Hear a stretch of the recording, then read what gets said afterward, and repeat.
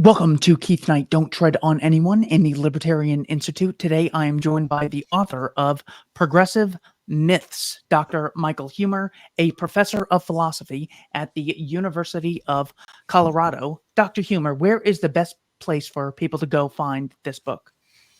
Yeah, so it's on Amazon and it's also on Barnes & Noble. I took the precaution of putting it on two platforms in case it gets canceled off one of them.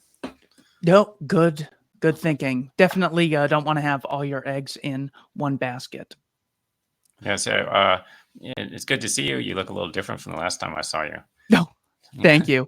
I appreciate that. I actually did the carnivore diet, which is just meat and cheese. I cut out carbs and lost 110 pounds. So my question for you, author of Ethical Veganism or Ethical Vegetarianism, I am totally open to switching diets. What is an alternative diet I can use that will help me not gain the weight back and have another 25 years of getting no woman's attention? Well, I'm not. So I'm not a nutrition or health expert, but everything that I've heard indicates that a lot of fresh fruits and vegetables is good for you. I know that Jordan Peterson is like doing this meat-based thing, but he's not a nutritionist, and all the health experts seem to think, fruits and vegetables are good. Sort of like low glycemic load foods, right? And like a lot of fiber, I think like if you eat a lot of lettuce, it kind of like lowers the glycemic load of your meal. And good for heart health. There's some research on this that it looks like vegetarian and vegan diets give you lower risk of cardiovascular disease and a little bit lower cancer risk. Got it. All right. I will absolutely check those out. All right. On to progressive myths. Mask mandates, vaccine mandates, and lockdowns were necessary to society in order to save lives during the COVID-19 pandemic. How can we falsify that claim to determine its validity? Well, in the book, I have a chapter about the masks, and there have been a number of studies about masking. Now, most of them were done before COVID-19, so they were studying other kinds of influenza-like illnesses, right? And it just basically turns out that there was either a tiny effect or no effect, or possibly even a negative effect from wearing masks, right? So they've done multiple studies, and some of them find significant benefits, but some of them find harms, and some of them find no effect. Okay, so like it's common for the mask enthusiasts to quote, but there was a study in Bangladesh, which is the most popular thing for the pro-mask people, right? But that's one of many studies that have been done. So it found a positive effect, but there have been other studies that found negative effects. And you might wonder, like, wait, how could masks actually have a negative effect? How could it actually harm you? And there was one study where wearing cloth masks increased your risk of disease by something like 7-fold. Okay, which is that's a way bigger difference than the alleged benefits, right? And the alleged benefit from masks appears to be like a 5% risk reduction, which is tiny and could be nothing, right?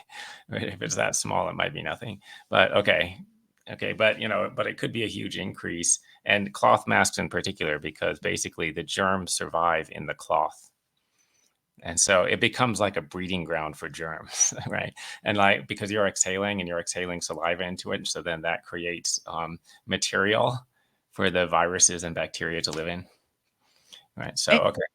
Yeah. And there's the cost of being uncomfortable 8 hours a day when you're at work and there's either a government or employer mask mandate, and you can't hear people and you can't see facial expressions.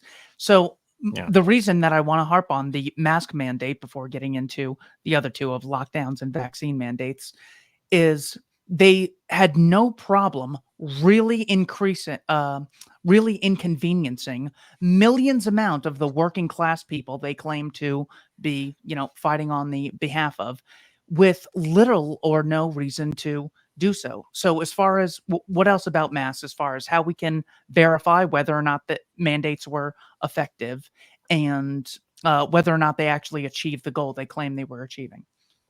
Yeah, I mean, basically just look at the medical studies, right? The same people who are saying, all of these things, like they're the people who say, oh, you have to trust science, right?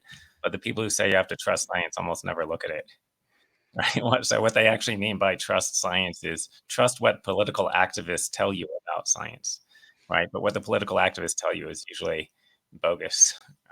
So anyway, and generally you want to look at a meta-analysis. So there have been many studies. So you want to look at some paper that reviews the studies, right? Which is what I did for that chapter. That was the basis of the stuff that I was saying. So it probably overall the mask mandates, they probably either made no difference or actually made things worse. And the reason I say that is partly because a lot of people were wearing cloth masks, which are probably harmful. And so it's plausible that that would have actually outweighed the benefit of the surgical masks, which are relatively better. What Tom Woods did in his book Diary of a Psychosis is he compared geographical areas within the lower 48 and some Asian countries, areas that had mask mandates, and compared them to areas that did not have mask mandates. Is that a scientifically sound way to approach whether or not these mandates achieve their alleged goal? Yeah, I mean that's a legitimate kind of evidence. It's uncertain because it's not randomized and controlled, right? So in other words, like it might be that there are other differences between the places that had mask mandates and the ones that didn't, besides just the mask mandate. Like maybe they were they were probably more left wing, which means they might be more urban, which that could make a difference to the spread of the disease. So but like if if that's all the evidence you have, then that's what you look at, right? You never really get perfect evidence. Could we also look at um, the rise in cases before, during, and after the implementation of a mask mandate? Yeah, In yeah, order, because it was sold to us. Here's where the cases of death and illness are drastically increasing. What you got to do is you got to get this mandate. Once you get that in, you'll see a drastic decrease. Now, if you lift the mandate because people want us to, well, then we're going to see that line go straight back up.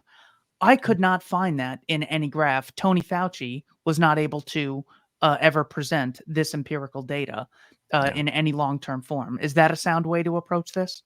Yeah, yeah. So, as I call it, there's time series data and there's cross-sectional data. So, yeah, you could look at the time series and, see if the infection rate went up or down. And so I haven't myself actually looked at that, but I would expect that there's no detectable difference. And, partly because they would have told us if there was. I certainly think that would have made the headlines. Anything about vaccine mandates or mandatory lockdowns that you think people should be aware of? Yeah. So, I mean, unlike some of the, I don't know, right wing figures, I'm not an anti vaxxer, right? Like, I think vaccines are helpful. They're usually helpful. There could be side effects. They probably underplay the side effects and they overplay the effectiveness, but that doesn't mean that it's not good, right? It wasn't as good as people were initially saying, but it still significantly reduces your risk a lot more than the mask does, by the way. So I think the risk ratio, yeah, so the risk ratio is like your probability of getting the disease if you take a certain measure divided by the probability if you don't take that measure. Okay. So the risk ratio for masks is maybe 0.95, right? Like risk ratio of 1 means it does absolutely nothing. So risk ratio of 0.95 means it does a little bit. I think for the vaccine, the risk ratio might be like 0.3. So that's a lot. That's right. It's not 100%, right? But anyway, should you mandate it? Well, I wouldn't mandate it just because I think people own themselves. You own your body. It is good for you, but you can risk your life if you want to because it's your life. Now, there is of course the problem that you might infect other people, but the thing is well, the other people can also choose whether to get the vaccine. Like the vaccine mainly protects the people who take it. So like if you take the vaccine, you should be mostly protected from the people who didn't take it. So you shouldn't really be complaining about them, right? So my reasoning for not getting the vaccine was, one, the companies did not have any liability. You couldn't sue them if you got vaccine injured. Yeah. Two, the people promoting the vaccine had horrible reputations with regard to mask mandates and lockdowns regarding the data that I mentioned earlier. And three, there was a blatant disregard for obvious alternatives. Hey, we're working on a vaccine, but in the meantime, obesity is killing people with COVID. So we want to embrace low carb diets and go outside a lot and exercise. You want to look at alternative treatments. None of that. It was literally stay inside and wear a mask until Pfizer tells us they're ready. Was that irrational on my end to not get the vaccine for those reasons?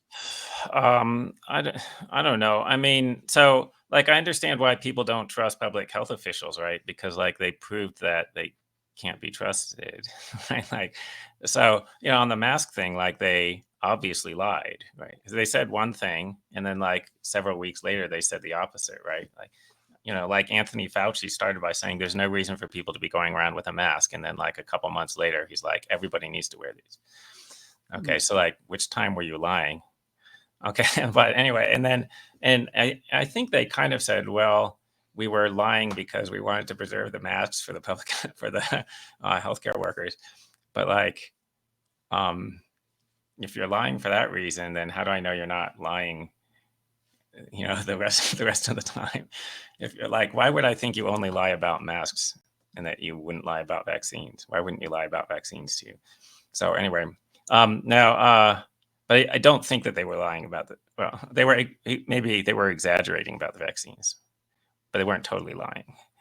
Um, okay, but like you were probably at low risk. Like the people who really needed it were old people, and the old people mostly got it. Yeah. There weren't a whole lot of anti-vaxxers because like their doctors told them or whatever. Got it. All right. Racism against blacks is a very big problem in America today. How can I go about falsifying this concept? Yeah, I mean, you have to. So it's like it's like some of the progressive claims are just so broad that you can't test it just like that.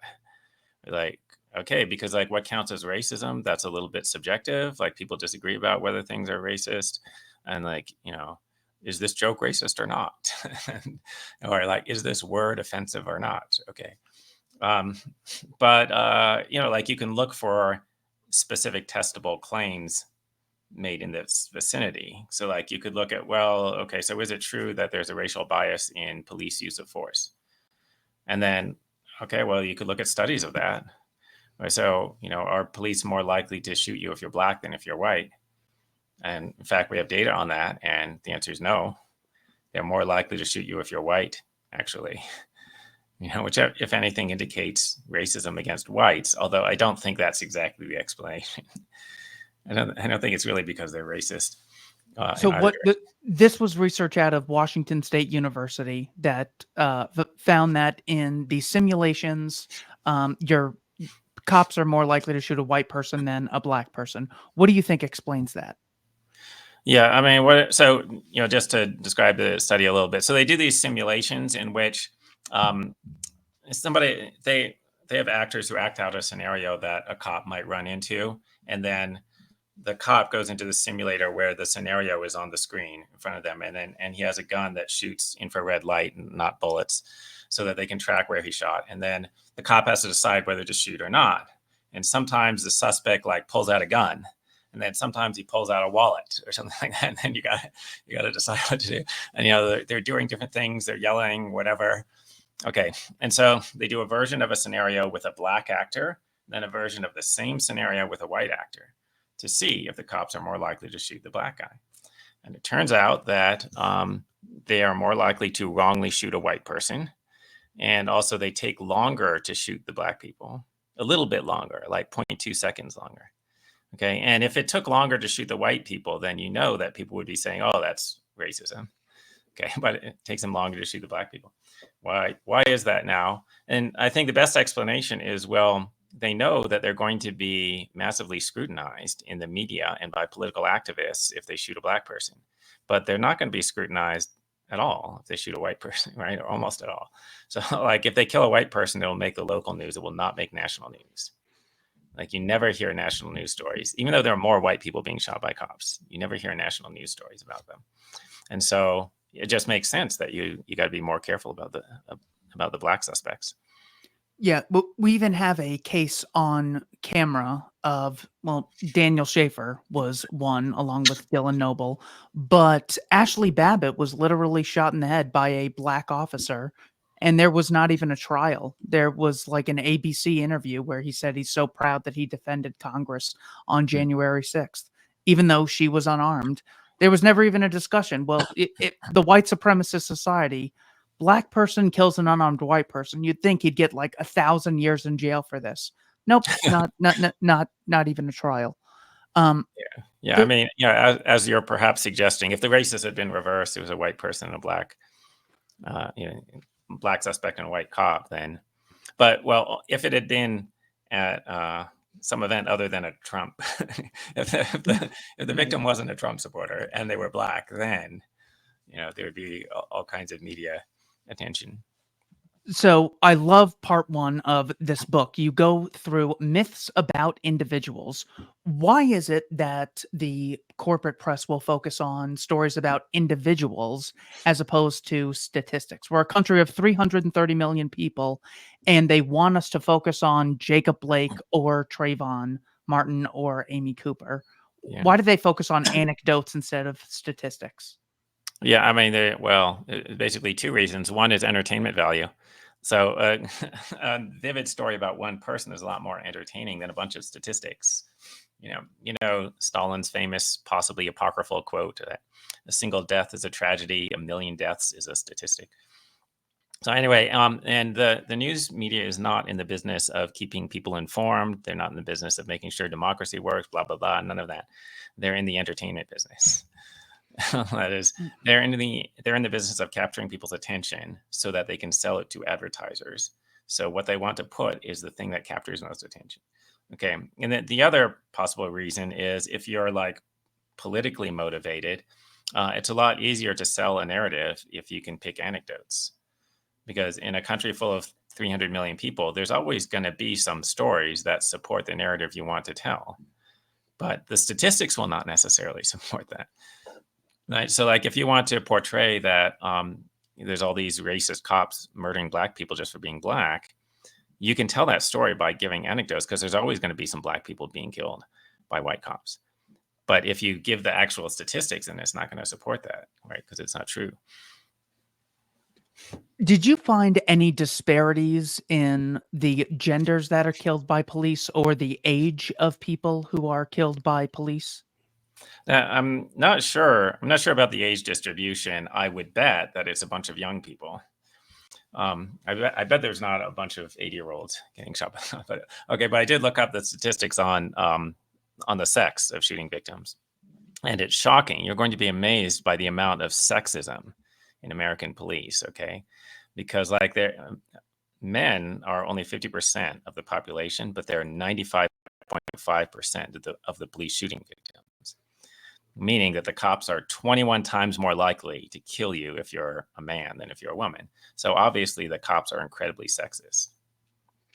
What is an alternative explanation if I don't buy that? I don't believe massive disparities are in and of itself proof of discrimination. What is an alternative thesis as to why we see such a disparity in male and female police shootings? Well, I guess it could be that there's more violent behavior by male suspects. I guess that could be.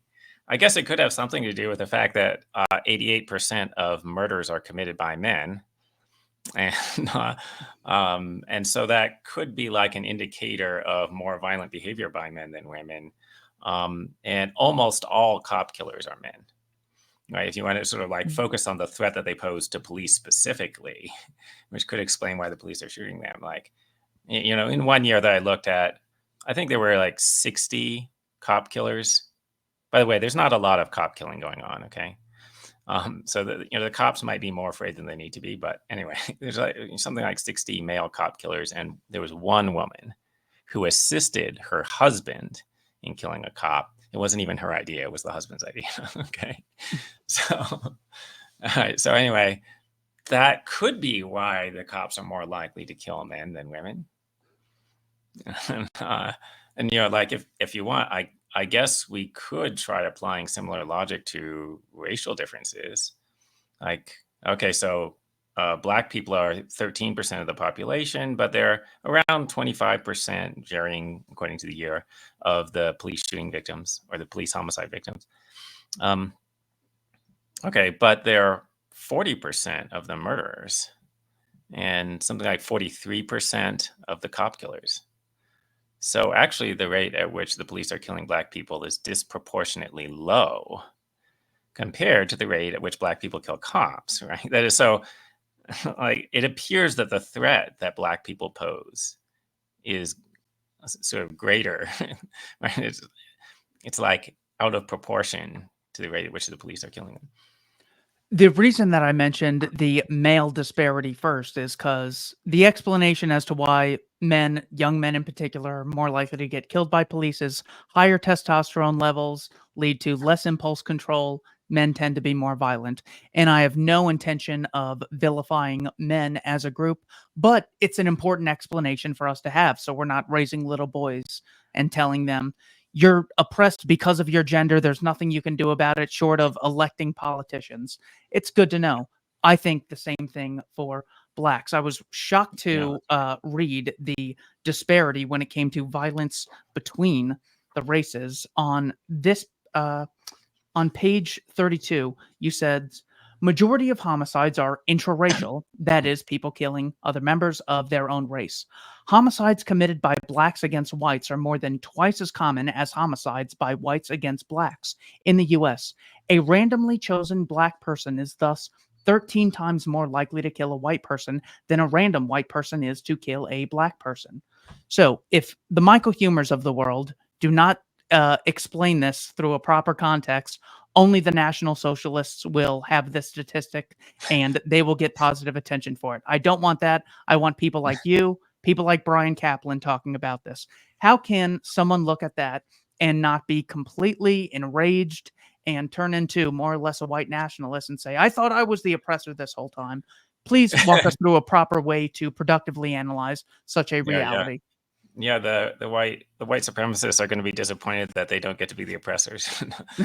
They're probably disappointed that there aren't more white murders of Black people. No, well, I mean, it's worth keeping in mind that the overwhelming majority of people are law-abiding. There are very few murderers, no matter what your race or your sex is, right? So when I say 88% of murderers are men, it's not an attack on men. There are very few men who commit murder. But among the tiny number of people in our country who are murderers, the vast majority are men. Okay. So also, the vast majority of Black people are not criminals and are not going to do anything to you. So, relax. However, among the criminals, there's a disproportionate number who are Black, right? So something like 40%. Okay. But, that doesn't mean that you should be suspicious of or punish or whatever just ordinary Black people, right?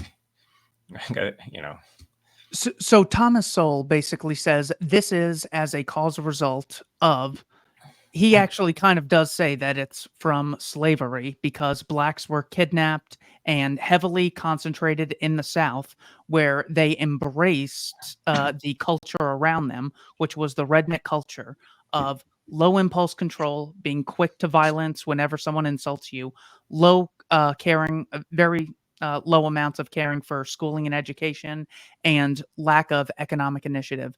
Do you think it's a cultural reason that there's this disparity, or do you believe it's biological? Yes, I don't know what the cause is, except that I don't think it's racism. Like the only explanation that the left wants is, oh, it must be due to racism. Oh, if Black people are committing more crimes, it must be because of white racism. Like, when Black people do something, if it's good, then they get credit for it. But if it's bad, then we have to blame the white people for it. Right?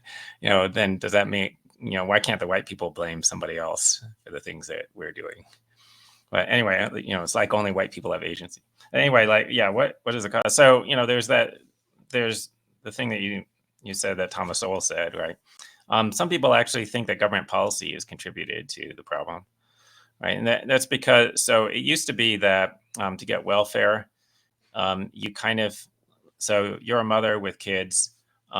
To qualify for welfare payments, you have to be below a certain income. And if there's a man in the household, then they would count his income. And so you had to kick the man out of the household to get welfare payments. So then there are more single parent households. It used to be that in the African American community, they had higher rates of marriage, but now they have drastically lower and drastically higher rates of out of wedlock pregnancy. So, and like, I'm not a sociologist, so I don't know exactly why it was, but it could be partly because of government policy, because of left-wing people trying to help them, right? That's just like, when somebody says, I'm from the government, I'm here to help, and you should run. Absolutely. Well, that's also what Sowell says. He says black incomes were increasing at a faster rate in the 20s, 30s, 40s, and 50s, along with their them getting into high-paying positions faster than after the Civil Rights Act. So I completely agree with that. What explains the Asian white income gap? I don't know that either. I didn't exactly research it. There are higher IQs among Asians. I think it's something like 7 or 8 points higher on average. So, 108 IQ instead of 100 IQ. Also, there's a culture of appreciation for scholarship, right? Appreciation for education, and like, if you're in the Asian community and you're like not studying and you're not going to school, then you're considered bad, and you will be disrespected for that. You'll get lower respect and lower status. And if you're doing well in school, you'll get higher status, and so then you succeed, right? And it's kind of the opposite in the Black community, or so I've read, right? Like, I haven't been in that community, but so I've heard. There's a lot lower value placed on education. Well, I mean, you're not going to succeed in this society, like in a modern advanced society, if you don't value knowledge. Chapter 11 is titled The Myth of the Gender Wage Gap. What is the gender wage gap myth? Well, so it's said that women get paid a lot less than men do for the same work. And you hear different statistics quoted. It used to be, the original statistic was that women got paid 59 cents for every dollar that men earn. Right. And then it went up from there. So, then you hear 70 cents and then 77 cents. And then finally it got up to 82 cents, 82 cents for every dollar. And it's occasionally said, and more often just assumed by the audience, that means for the same work. But it just turns out, actually, no, it doesn't mean for the same work. It actually means for different work. Right? What the statistic actually represents is that men tend to take higher paying jobs, or, within a given job, they tend to do the stuff that you need to do to get paid more. Okay. Like work longer hours, work on weekends, more seniority. So like work more years in the same company or in the same industry, right? Get more training, just all the stuff that you have to do. And you have to make sacrifices, right? So you have to do stuff that you don't really want to do. Where like the company wants you to move to another city, and men are more likely to do it, so they get more money, right? They would do it for the money. So, okay, and so like that's what the gap actually represents. So, how can we explain the straight white male wage gap? Some straight white males get a lot of money, and some straight white males are homeless. What explains the difference between people who get high wages and people who get low wages when they're the same race, same sexuality? I mean, well, most of the difference in your earnings is probably due to what you're doing to make money or not doing. Like, in other words, it's due to your choices. Well, if you decide to go into a high-paying profession, then you're going to get more money, right? Now, you can't always necessarily decide to go into the profession that you want, okay, but you can try. And then if you decide to not work, or not even try to work, then you're not going to get any money, right? Like, why are some people homeless? I don't know, because they don't want to work. I mean, that's probably okay. Some of them are homeless because they have schizophrenia or something like that. But a bunch of them are people who could totally work, but they don't want to. So Brian Kaplan would tell us it's because of housing regulation, and I think he makes a very good case in his book, Build, Baby, Build. Okay, even the same work. I don't even want to concede that the same work should yield the same monetary compensation. If Mila Kunis and I start an OnlyFans account, she has her own and I have my own. We both put 5 hours of content every day.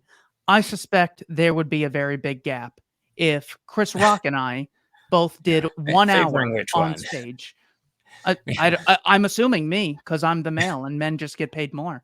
Yeah. If Chris Rock and I both stand on stage and talk for 1 hour, I am guessing there would be a huge disparity in favor of me again because I'm white and he's black. Yeah. I don't even concede that the same work creates the same value. So the same work should never assume that we get the same result. Is that Yeah. even Yeah, of course, it depends on what you mean by the same work, right? exactly? Yeah, if you mean the same number of hours, no, like working for the same number But of they hours. always mean the same number of hours when Yeah, they're or doing it. yeah, I mean, presumably you got to control for the profession, right? But there are various other things that affect how much you get paid, right? And like, well, like what if I'm just a better worker? Okay, like you and I, we're both writing libertarian essays, but my essays are just better, and Yes. I'm gonna get I'm You gonna you get paid more. you got that PhD next to your name. I need a fraudulent, certificate, just like I had with that, vaccine passport. Yeah, Um, yeah, I one can refer you to some diploma mills. yes, if you could get me an honorary doctorate, I'd appreciate it. All right. In speaking to progressives, I will commonly say, the government already spends $6.27 trillion a year, and you think taxes should be increased. You want more taxes. You already say the government's corrupt. How do you square this circle? And they say, well, here's what we need to do. We need to mobilize and inform voters on a very large scale. On page 165, you are quite skeptical about our capabilities to mobilize and inform voters to a significant degree. Why is this? Well, I mean, you can't really inform people if they don't want to be informed, and majority of people. So, look, it requires time, significant time, to be knowledgeable about political issues, and it also requires effort. And like one thing you have to do is try to overcome your prejudices, which isn't that much fun. So, like, I don't know, there could be a politician that you like, and then there could be evidence that he did bad things. And then, like, if you're trying to know the truth, then you have to experience this, negative, have this negative experience of trying to accept that the guy you like did bad things, or vice versa, the guy you hate might have done something good. Okay. So, it's not fun, and it's time consuming, and there's no incentive to do it. Why would voters do it? Because like every voter knows that their vote is not going to make a difference. And every time I say that, like some people freak out, like, "Oh, every vote matters." Okay, but what I mean is like estimate the probability that your vote is going to change the outcome of the election, right? Like the election would have gone this way if you hadn't voted, but because you voted, it'll go this other way. What's the probability of that happening? 1 in 1 million, 1 in 10 million, something like that. Okay. And everybody fucking knows that, including the people who say every vote matters. They know it. Right. So that's why like half the people don't even bother to go. Okay. So, but even the people who go, like you're not going to spend 10 hours trying to learn about all of the issues. And that's not even enough time to learn about all the issues, right? If you wanted to actually learn about them, it would be a full-time job. But like people are not even going to spend like a few hours for a 1 in 10 million chance of making any difference. I've spent 30 hours on the Cuban Missile Crisis alone for the upcoming book. Yeah. I don't know how long agricultural subsidies would take me, how long healthcare and education and minimum wage. So one of the narratives that progressives have is under capitalism, dog eat dog competition, everyone seeking profit. The poor get poorer and the rich get richer. Is this true? And how can I go about finding whether or not it's true? How can we measure it? Yeah. So no, I mean, the poor get richer and the rich get richer.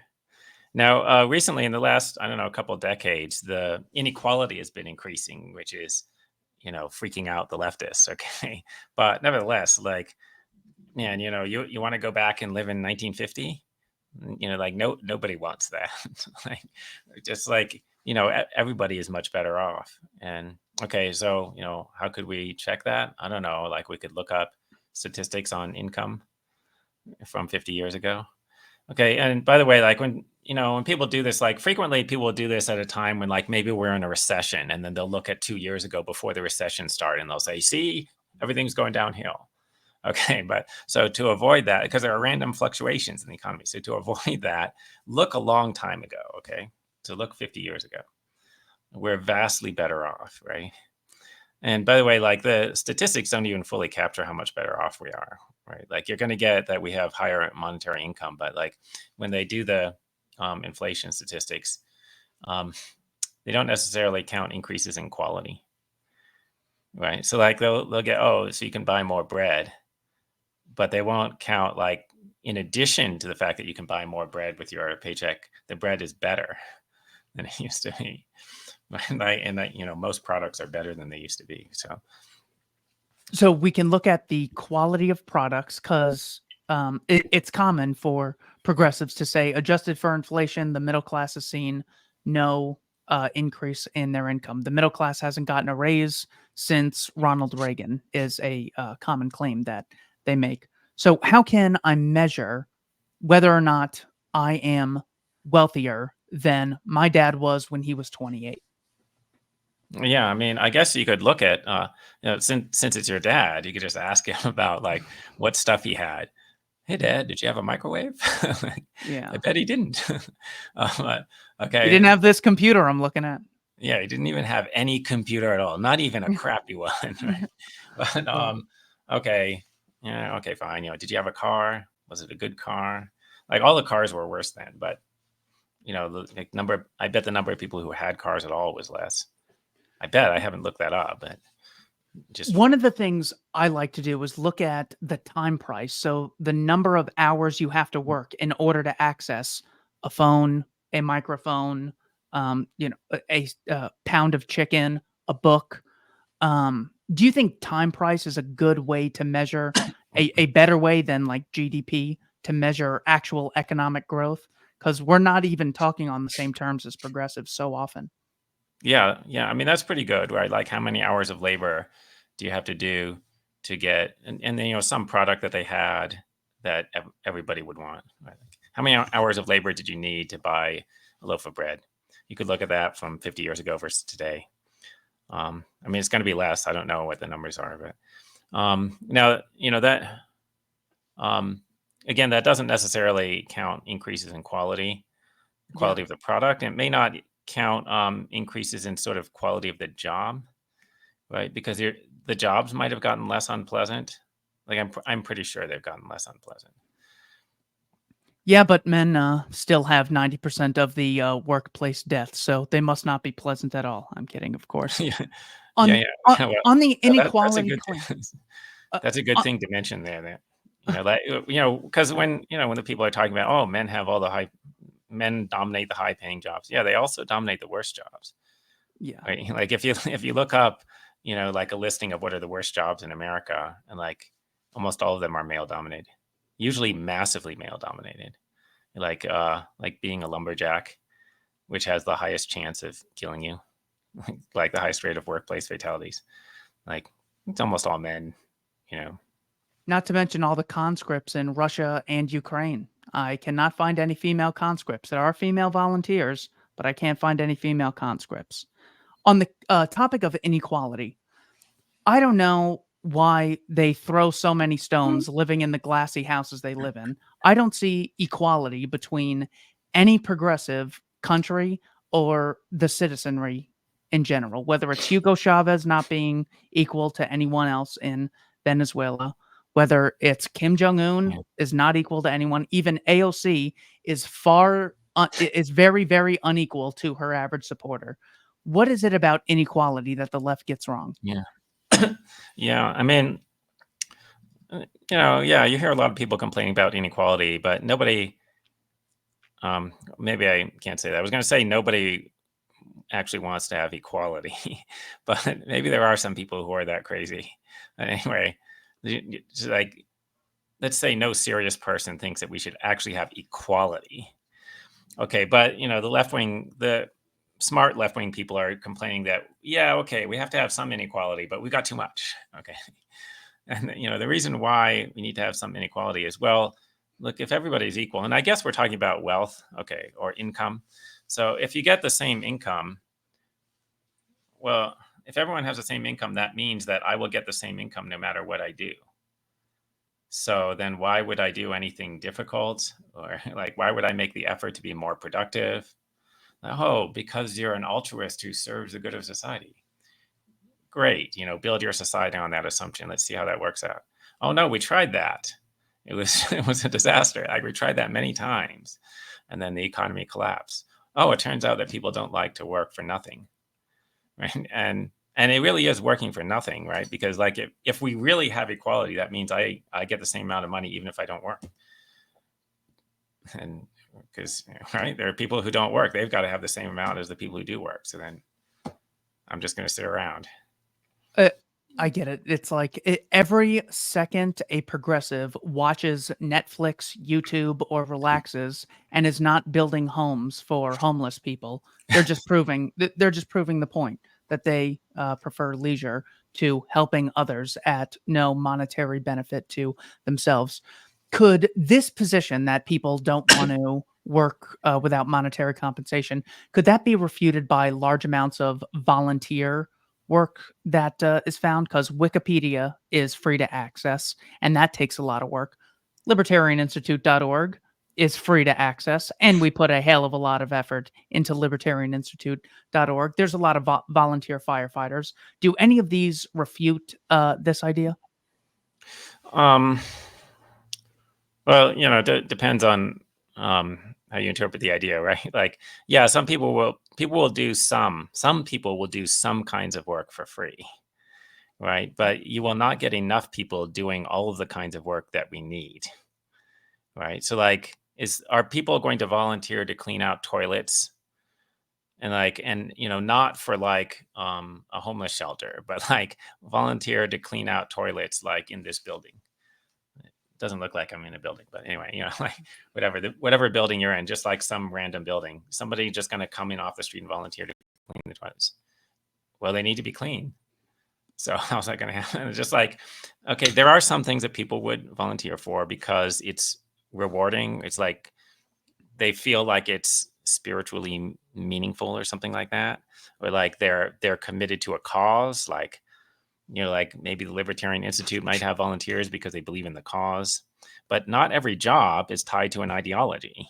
And like, we can't have an ideology based economy. So how are we going to get people to do the other jobs, right? Or like, oh, maybe people feel sorry for the homeless, so they'll volunteer to work at the homeless shelter. Okay, fine, but like, what about all the other jobs? Because you can't have an economy where it's just people working in homeless shelters and think tanks. I want to talk about the experts. Have you ever talked to an economics expert that says it doesn't matter if the price of something increases, it will continue to be consumed at its regular rate? No, no Well, then economist. how can progressives advocate the minimum wage with a straight face? Raise the cost of employment, and there's not going to be downsides for people with no skills and no experience. Yeah. So like, well, should I attempt to steel man it? Like, like what would the smartest progressive say? Well, okay, like pretend I'm a smart progressive. I'd be like, okay, no, you can't raise it too much. It's just like, but if we raise it a little bit, like people are being underpaid a little bit. If we raise it a little bit, then they'll get paid more. If we raise it too much, then they'll get laid off. Okay. There's a theory. So like, there was a famous economics paper.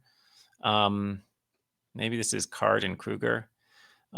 which said that they looked at a particular case in which somebody raised the minimum wage and it looked like there wasn't unemployment, and then the wage just went up.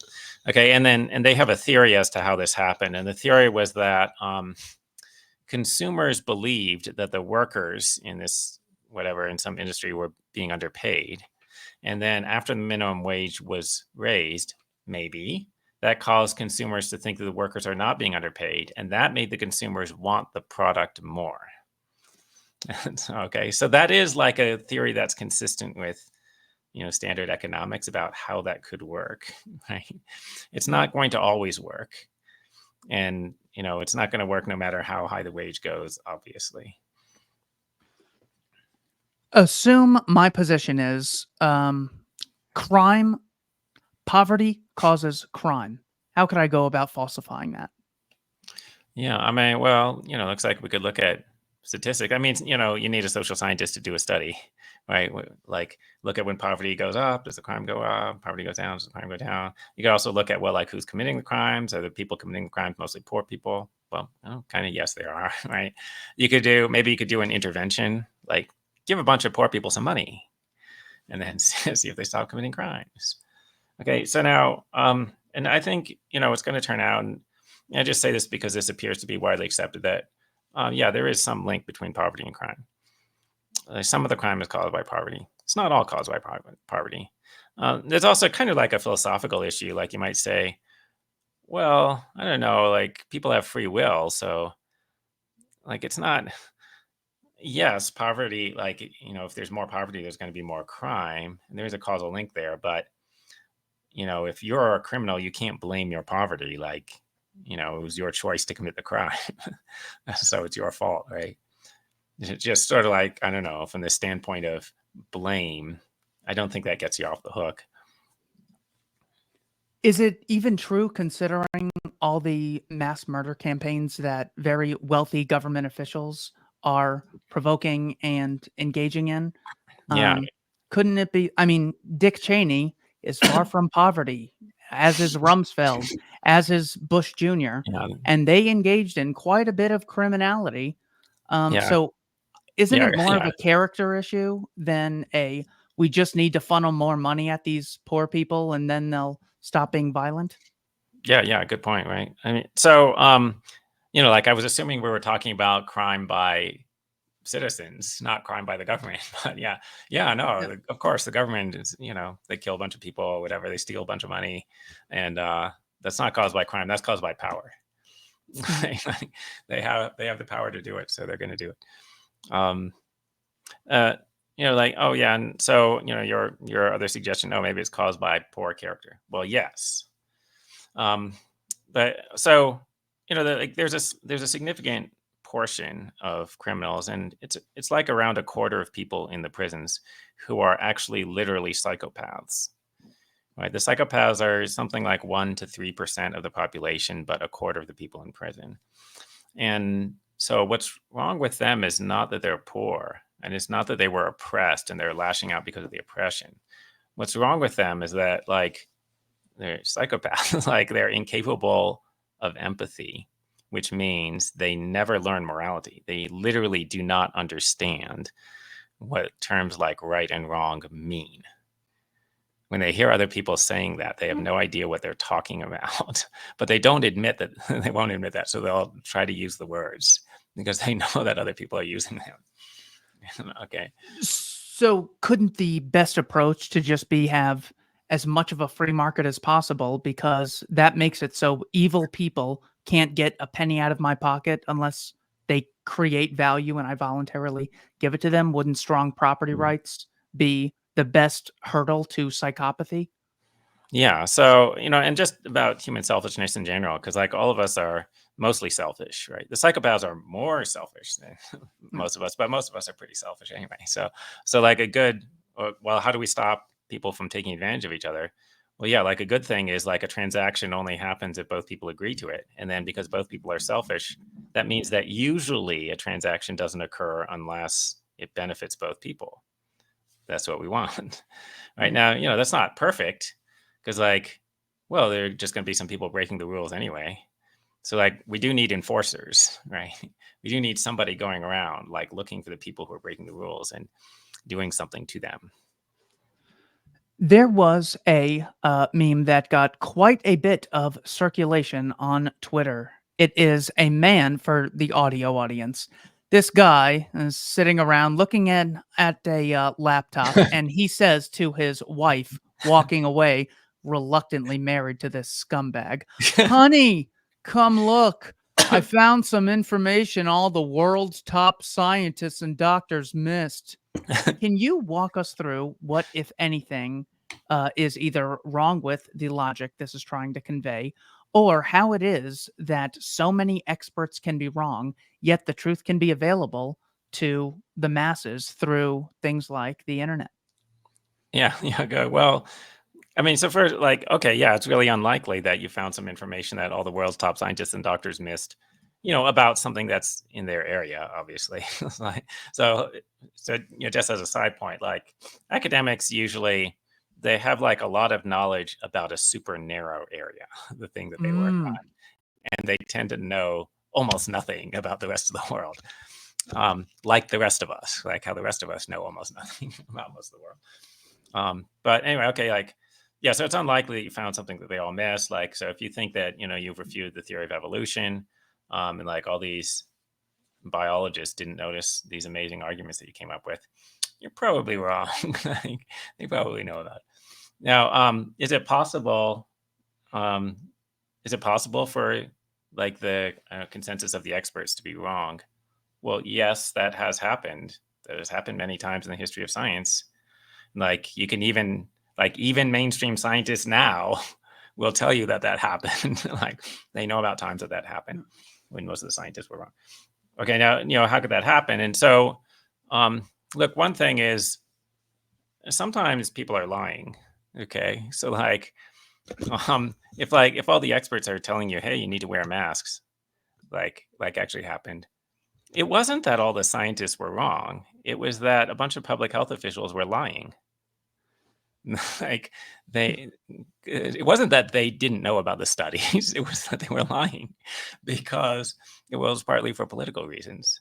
Okay, so if there's a particular claim that supports a particular political viewpoint, and like most academics support that viewpoint, which would mean it's a left-wing viewpoint, then you can get a bunch of people saying that thing. Right. Okay. And then another thing that happens is, well, like you really need to have the right kind of culture in the particular discipline.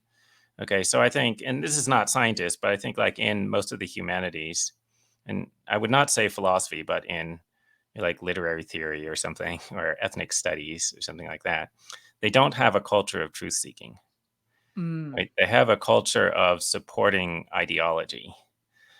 And so you could get a whole bunch of people agreeing on something that's not true because they're not really trying to get to the truth, right? It's not that they're stupid, and it's not that they don't have knowledge of the subject. It's just that they don't care that much about the truth, right? Okay, and then another thing that happened, like there's a chapter about global warming and the scientific consensus about it, where I just described some other things that could happen. So like, well, because global warming is tied to a political issue, and like the scientists think that there is overall pretty good evidence that we're contributing to global warming and it will have significant costs. Okay, and most of them are on a certain political side. They're on the left. Then you start to get to this. You get this culture where people think like it's bad, like it's morally and politically bad to go against the consensus because you're undermining the political cause that most of us believe in. So you Mm. get this culture where people don't want to speak up if they have any doubts. It could be that you generally agree with the consensus, but you've got a few doubts here and there, but you suppress them, right? Or or somebody expresses some doubts and then they get shouted down by the other scientists, or they get ostracized or something like that. Okay, and so you can understand how this would happen, and like they're not bad people, right? Like they think that they're doing what's good for society, but then if this is the way the culture is, then it's no longer reliable. Like they could be wrong, and like you could see how the incorrect opinion could continue over time. Is this the reason that if I were to say, I want to understand theology, so I go to theologians. If I want to know about what wars we should get into, I go to Raytheon, Northrop Grumman, and the CIA. And if I want to know about Scientology, I go to the head of Scientology, David Miscavige. Don't you have any criticisms of these things? You're not an expert. Um, what is the flaw in that thinking? If I want expertise in that area, I go to the people who are currently experts in it. Yeah, okay. Yeah, so it would be true that those people have a lot of knowledge about the subject, but it's also true that they have a lot of bias, right? So like, yeah, you go to the defense contractors, yeah, they probably know a lot about war, I guess. But they're also going to have like a pro-war bias because they get a reward, like they get paid if there's a war, right? Or, you go to the head of Scientology, they're like, well, like obviously they're just going to say Scientology is great because they're trying to get more people to come in and give them money. Right. So, okay. And, you might think, oh, okay. So like, maybe there's a similar thing about drugs. Like, okay, the drug companies are just going to say that the drugs are great. Like, and insofar as they're legally allowed, right? Because like there are limits. They could get in trouble if they lie too much. When it comes to, I want to talk about the principal difference between two things. Imagine, in one case, I send a woman an unsolicited naked picture, and in another case, I send her an unsolicited picture of what I think is a nice building she'll enjoy. What is the moral difference between these two unsolicited pictures I sent? Well, yeah, is it a moral difference? I don't know. There's certainly an etiquette difference, right? Like, in one of them you're being rude and whatever, a jerk or something, and then the other one you're not. And what's the difference? Well, just like the anticipatable reaction. Right? Anticipatable reaction. Okay. Yeah. Because you have a topic here on transgenderism, which I think, frankly, is very sickening, and I don't want to see it anywhere ever. I always scroll past it whenever I see it on social media. So, when it comes to what people like me can do without violating the non aggression principle, without ushering in Augusto Pinochet, those of us who do not like transgenderism, what do you think is a proper response for us to have? Oh yeah. Well, I think like maybe you need to see a conservative trans person. Okay. So go Blair look up. White still counts. Yeah. Yeah, Blair White. So you don't even like Blair White. I just hate the concept. Every time I see it, I just see it's like, oh, look, another destruction on the family, the one hurdle to complete state power. Oh, yeah, let me fall for that real quick. So Well, one, it's yeah. sickening, and two, it just evokes this emotion in me. So just as literally the reason I think it's wrong to send an unsolicited naked picture is frankly, it's gross. I don't want to see it. And that's fine, even though that might offend me as the person who it's the image of. That's how I feel about this transgender agenda. When I see these double Mhm. mastectomies that women brag about where they expose their chest, that to me is how it must feel when a woman gets an unsolicited picture like that. It is just so sickening. I'm looking for productive ways we could go about decreasing the likelihood that something like this will continue to flourish or Yeah. be encouraged. Well, I don't know. I mean, like, usually like if you're on social media or you're on YouTube or whatever, it will select things to show you based upon what you've watched in the past. So, don't watch any of that content, and then they'll stop showing it to you, right? Now, if you're running into people in person, well, like, there's hardly any transgender people in the country, okay, or at least there used to be hardly any. There's been like an explosion in the last several years or something. Okay, but like it used to be 1 in 10,000, maybe 1 in 100,000. So don't worry about it, right? And also they used to not say anything about it. Now, yeah, and like I don't know, stay away from the LGBT parades. I guess just don't go there. Um, Okay. Um, when it comes to the climate change consensus, this is one. I know we touched upon it earlier. Is there anything about the specific research you found that was faulty or actively misleading when it came to the claim that 97% of climate scientists agree it's a big deal and humans are the primary cause?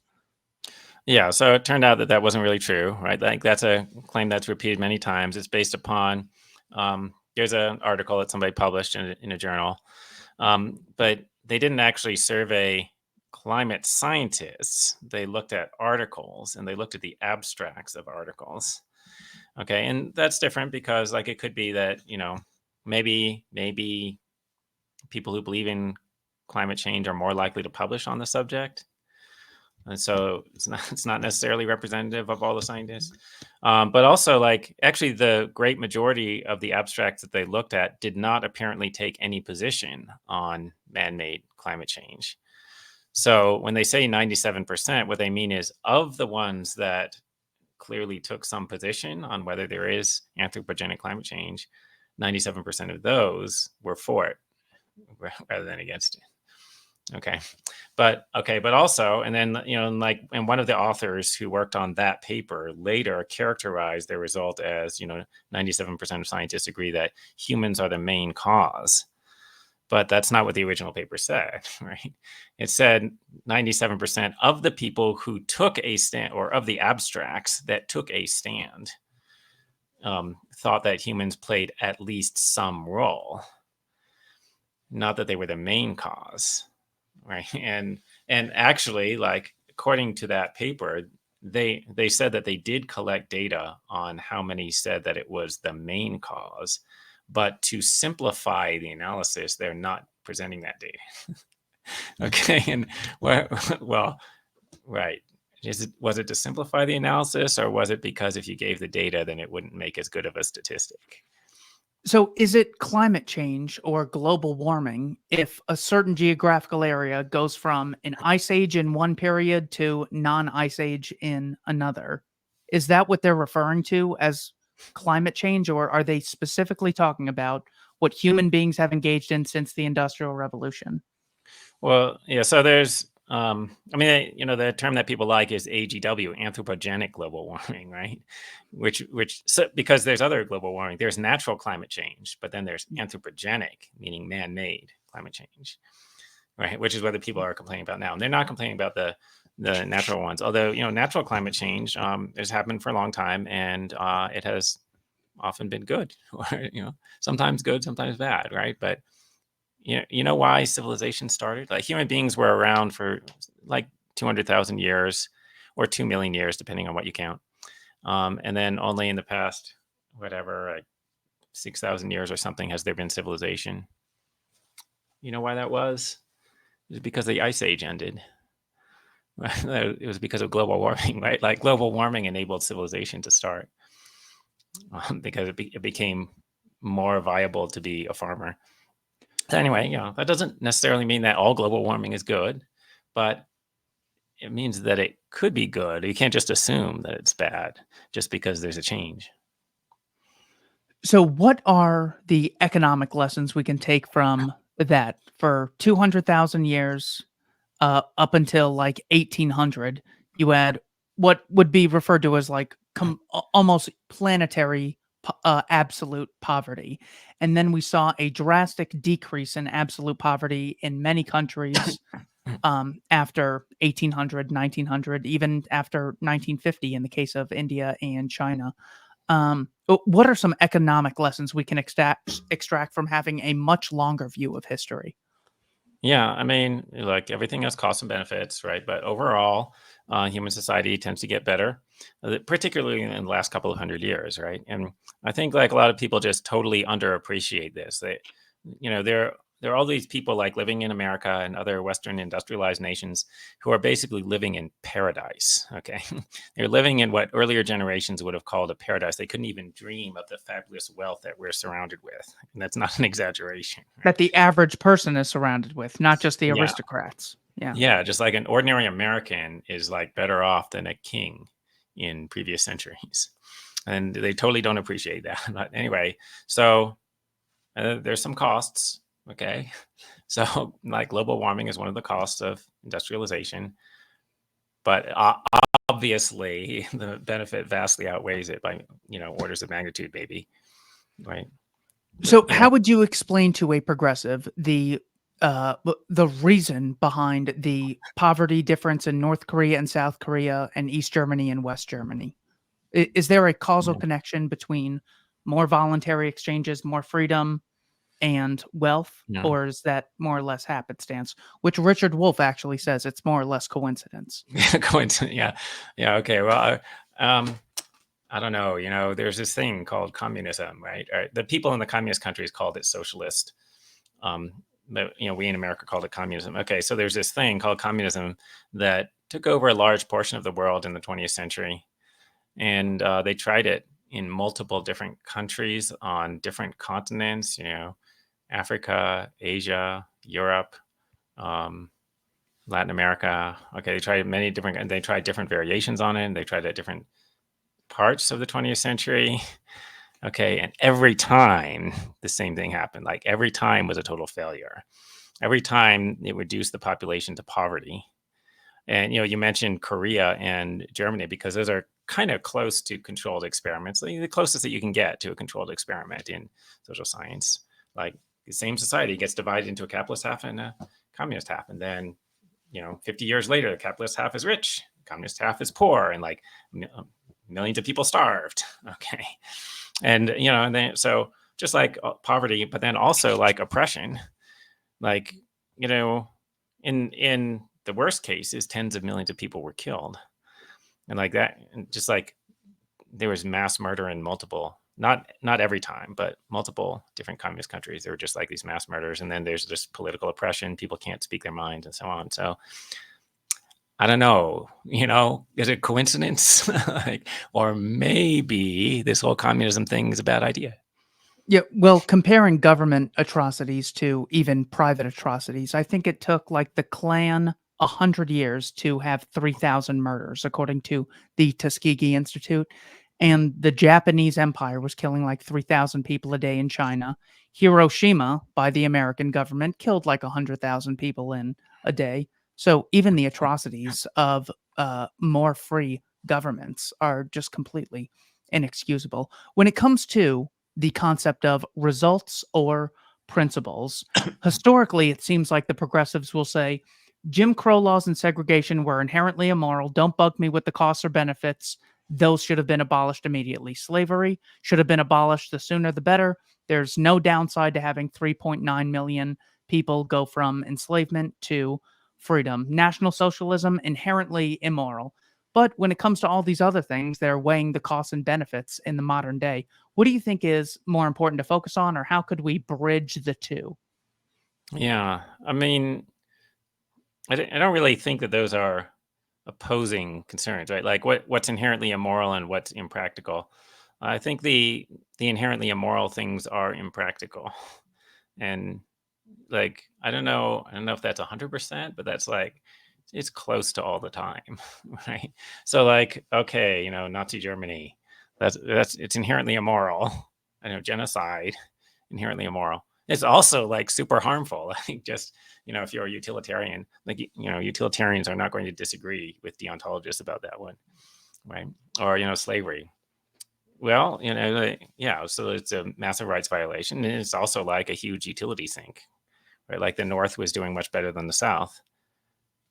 So it looks like slavery held back the economic development of the South, right? And like why? Well, like you've got a whole bunch of people who you're not like maximizing their potential.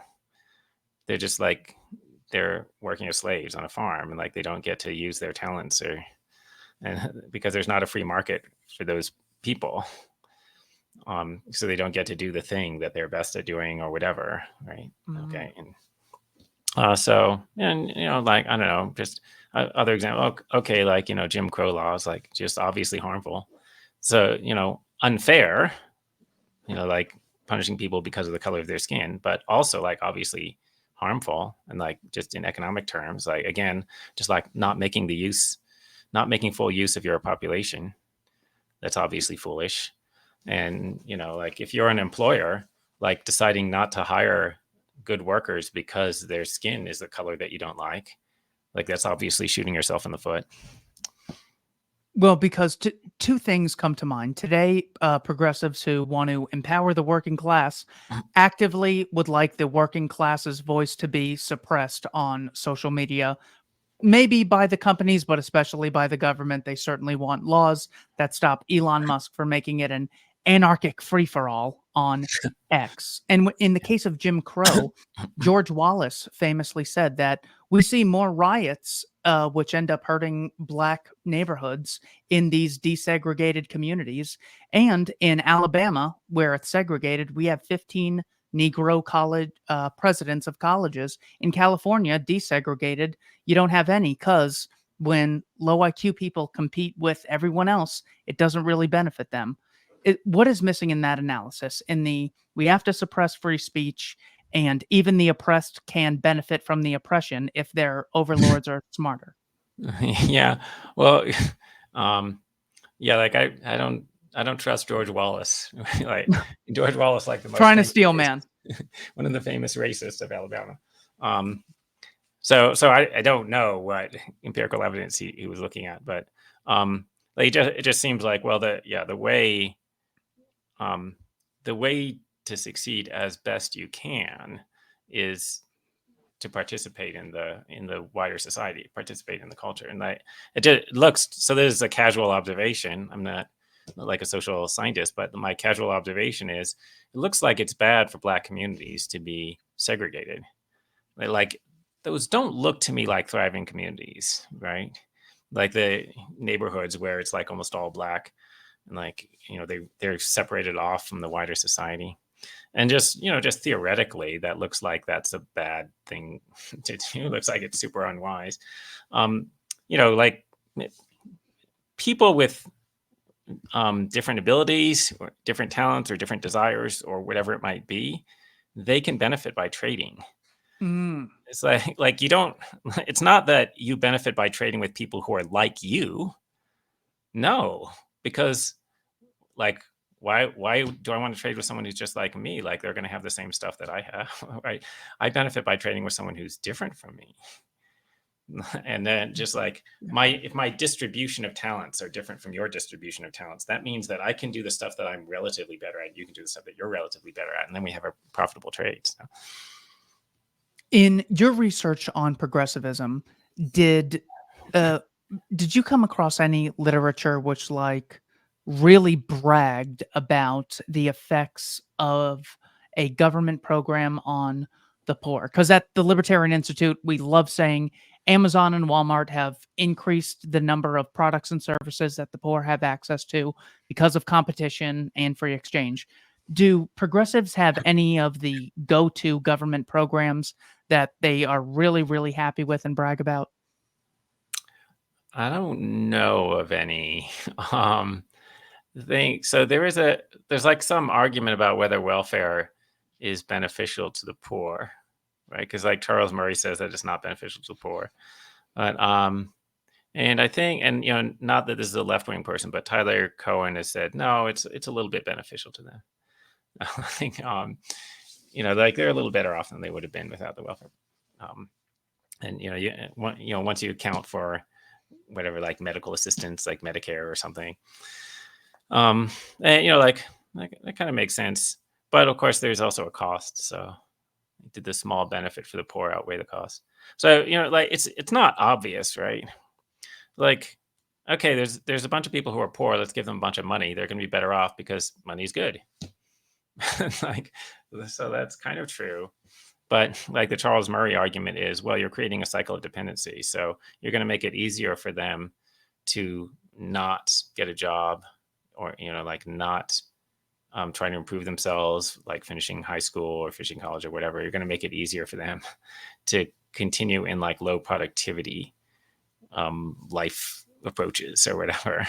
So like in the short term you benefit them, but maybe in the long term they're worse off. And that's plausible. Like I don't know that that's true, but it's plausible that might be true. It's Certainly seems like it creates donors without love and recipients without gratitude. As Antonin Scalia said, I've still never been thanked by a welfare recipient for all the taxes I paid. 3 more questions. Thank you so much for your time. The book is Progressive Myths by Dr. Michael Huemer. Cannot recommend this book highly enough. Part 1 especially is just mind-blowing. What is it about regulation that progressives need to appreciate? Yeah, I mean, the theory, like the progressive theory is, oh, so, regulation protects consumers from rapacious businesses. When, we need, like, probably most of the regulations are beneficial because that's why we made them, because the government is good and they serve the people's interests. And like one thing that you have to understand just in general is, well, okay, so like most people are selfish, and that, by the way, is the reason why you want the regulations, because the people in these businesses are selfish. But what you have to understand is like the people making the regulations are also selfish. So let's think about how this is going to work out, right? And so, well, what's going to happen is, so there's some regulatory agency that's responsible for regulating a particular industry, and who is going to control that agency? Well, it turns out that it's frequently controlled by members of the industry. Frequently, people who either are going to work in the industry or have worked in the industry will be staffing the regulatory agencies. Why would that happen? Well, because those people are the experts on the industry. They're the ones who know the industry. And that's one reason. And the other reason is they're the ones with the incentive to control that agency. Like, I'm not going to go and try and get in the FAA and control the regulations because, I don't fly that much. And like, it's not going to make that much difference to me. But if I was like an airline executive, it could make a huge difference to me. So then I'm going to exert effort, right? Like, rich people who control large corporations, they have the money and they have the incentive to do what it takes to control the organization. So, okay. And so, like there's a bunch of regulations that, like the main thing that you want to do if you're one of these businesses trying to influence regulations is you want to make things harder for your competitors. You want to raise prices and make it harder for competitors to compete. And a lot of regulations do this kind of thing where like they favor one business over another. They won't say that in the text, but it'll be like, they're requiring you to do a particular process. And as a matter of fact, some particular large company was already doing that process, but some of their competitors are going to have to spend some money in order to do it. Right? So Walmart and 2 Walmart CEOs, Doug McMullen and Lee Scott, came out and said, "We at Walmart support increasing the minimum wage because workers deserve it." Amazon has come out explicitly endorsing a $15 an hour minimum wage. This happens all the time. Yeah. So if you're already paying over $15 an hour, but you have some competitors who are paying less, and maybe you have like smaller competitors, and maybe they're able to pay less because workers like the small company better than they like the big company. Okay. And because they're able to pay less, that's how they're able to compete with you. So what you would like to do is outlaw that, right? Make it so that they have to pay the same amount as you, and then they can't compete with you. 2 questions on philosophy in general. Again, the book is Progressive Myths. Cannot recommend this highly enough. This is a classic book where I go, "Oh my God, I wish I would have read this 15 years ago. It would have saved me so many headaches." When you have 2 people, one of them thinks they're smart and the other person stupid, the other person thinks vice versa, can we come up with a litmus test to differentiate smart people from stupid people? Well, I mean, there are IQ tests. You could do that. You could take an IQ test. But like when people are talking about politics, like intelligence isn't usually the problem. Usually the main problem is bias and just rationality. So like you could ask, is there a test of bias? I don't know.